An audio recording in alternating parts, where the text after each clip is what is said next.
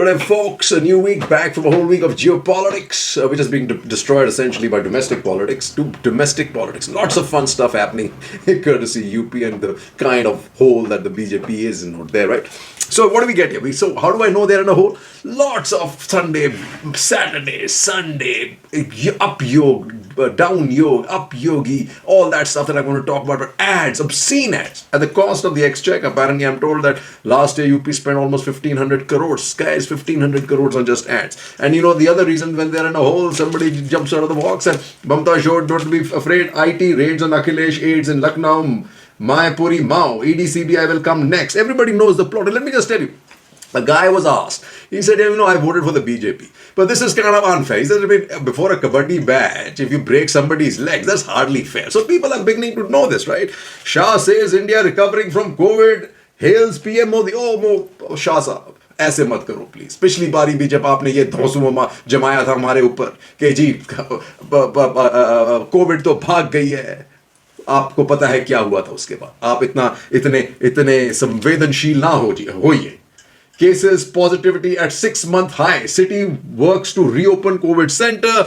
8 fresh cases of COVID Omicron variant. National tally rises to 153. And then what do you have? So this is what I'm saying. Again, this government is going at it, and you've got to nail it this time, because again, India has not vaccinated. We have information from Serum Institute that the government of India has stopped ordering vaccines. UP is going to suffer the most again because they're again under-vaccinated. Folks, again under-vaccinated. Reports from the hospitals across the globe are suggesting again humongous amounts of pressure. India is again not prepared. Why? Because we are again missing the bus on vaccination. Missing the bus on vaccination. WPI hits a high of over 14% on soaring food crude prices. This is what we have, guys.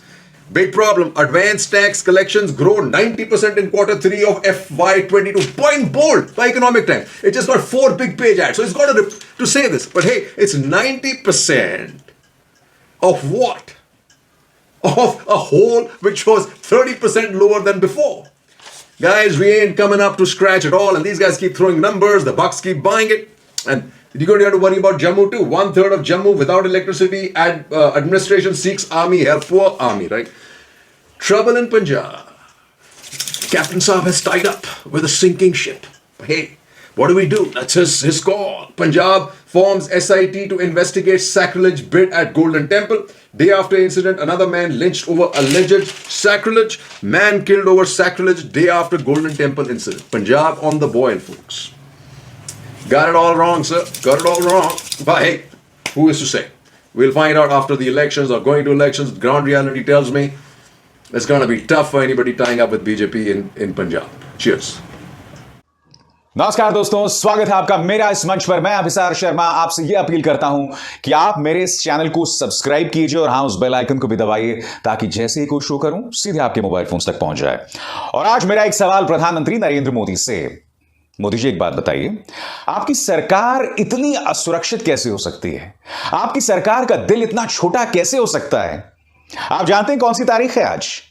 1971. आज ही के दिन बांग्लादेश का जन्म हुआ था. वो दिन जब इंदिरा गांधी के नेतृत्व में भारत ने पूरे दुनिया का भूगोल बदल दिया था, पाकिस्तान को दो फाड़ कर दिया था और बांग्लादेश जो है उसका जन्म हुआ था. वो एक ऐसा दंश, एक ऐसा जख्म है जो पाकिस्तानी आईएसआई की मानसिकता, उनकी जहन, पाकिस्तानी सेना को आज तक सालता है. आज तक उनको उसका दर्द होता है. मगर मैं आपसे इतिहास की क्यों बात कर रहा हूं? सिर्फ इसलिए नहीं क्योंकि आज का वो दिन था, बल्कि इसलिए कि मोदी सरकार ने एक बहुत ही शर्मनाक हरकत की है दोस्तों.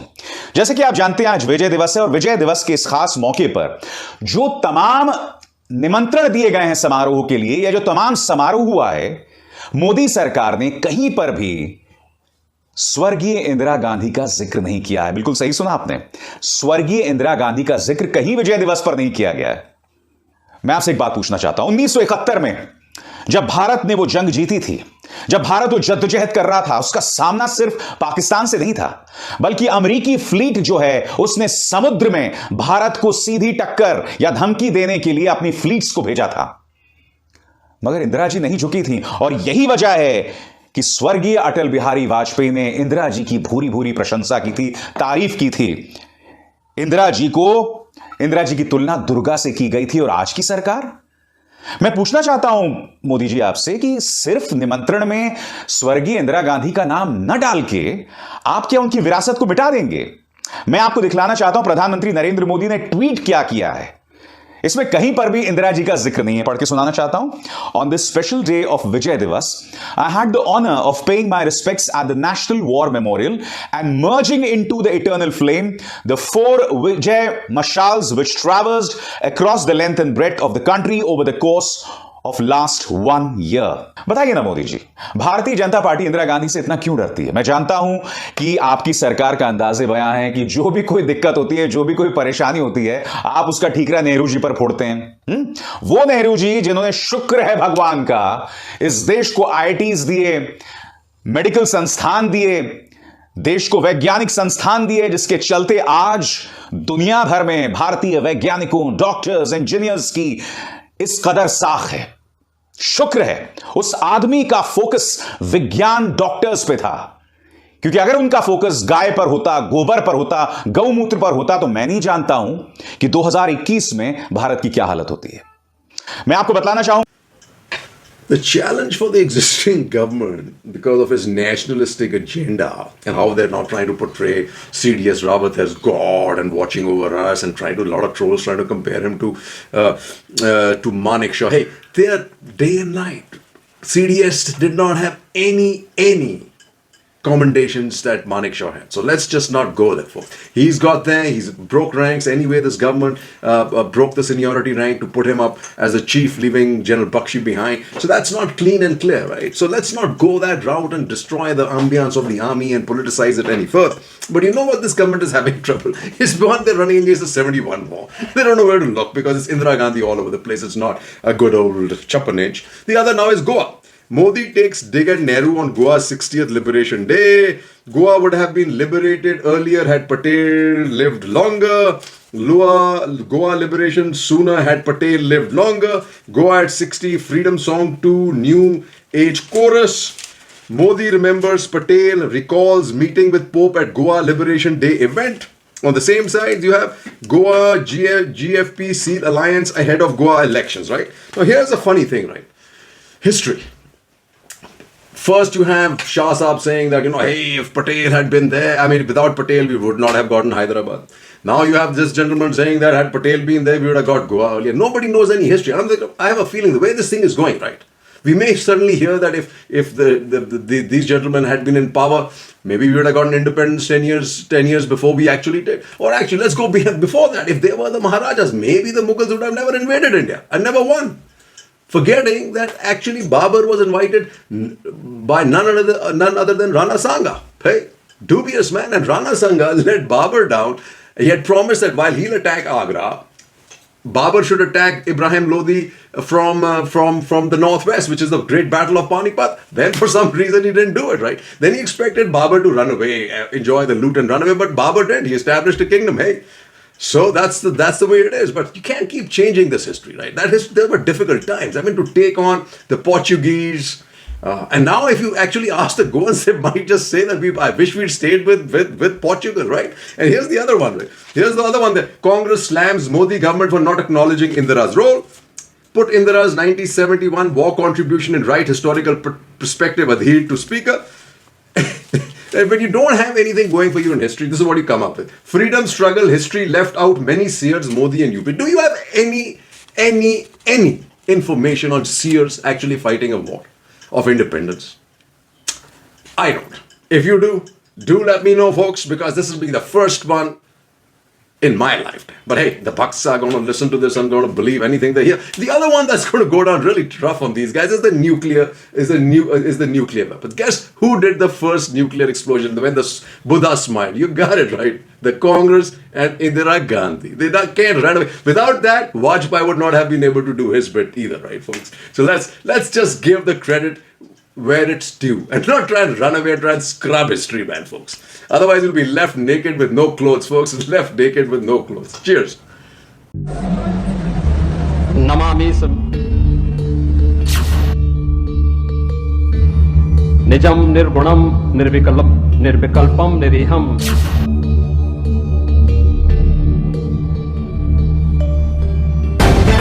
द लाइव टीवी, सच सबसे आगे।